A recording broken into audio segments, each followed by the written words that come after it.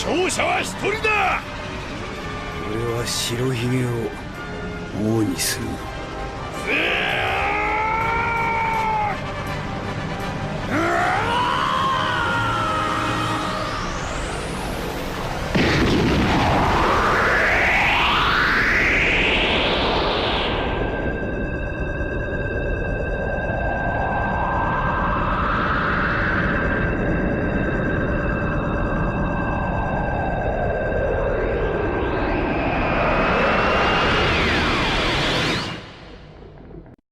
Good day guys, ngayon may panibago na naman tayong unboxing video.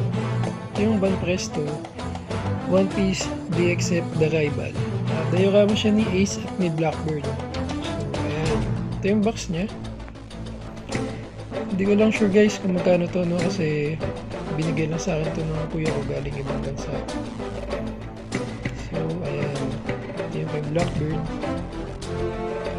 Kung bibili nyo pala siya guys, kailangan parehas silang bibili nyo kasi yung figure na to magkadikit. Ito yung magiging itsura niyan pag binuo natin.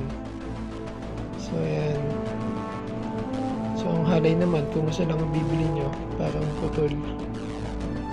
So unboxin natin guys.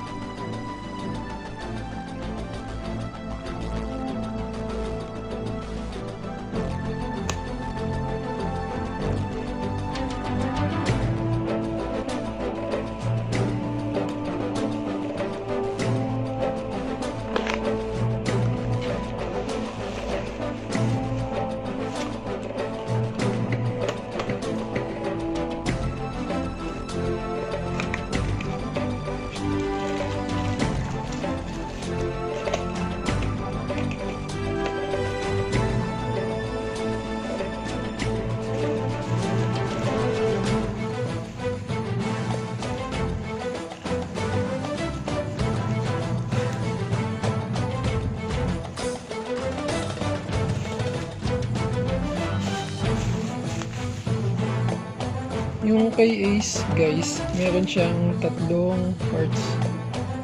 Una itong body niya. So ayan. Then ito yung sa paa niya. So ina-assemble pa siya guys. Tsaka itong yung flame effects. So ayan. Buuin na natin ito guys.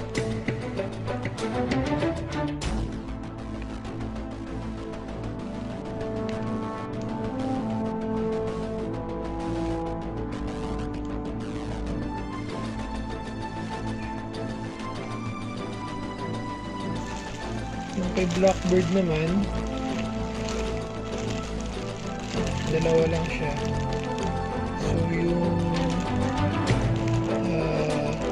parang effects din, tsaka itong mismong figure ni Blackbeard. So yung kay Blackbeard,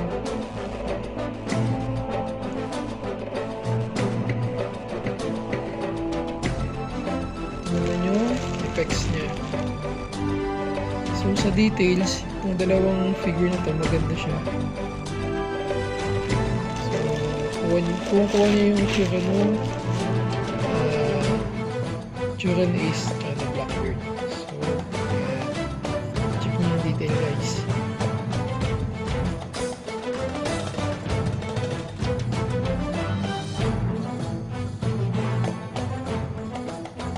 Ayan, so kuha natin.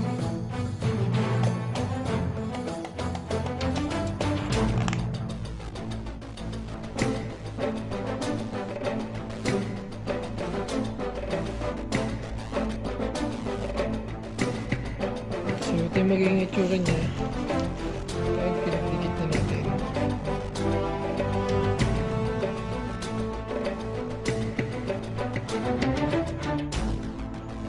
So kagaya ng sinabi ko, details, maganda naman siya. Recommended ko naman siyang bilhin nyo guys kasi maganda siyang i-add sa mga collection nyo. So ito lang guys, no?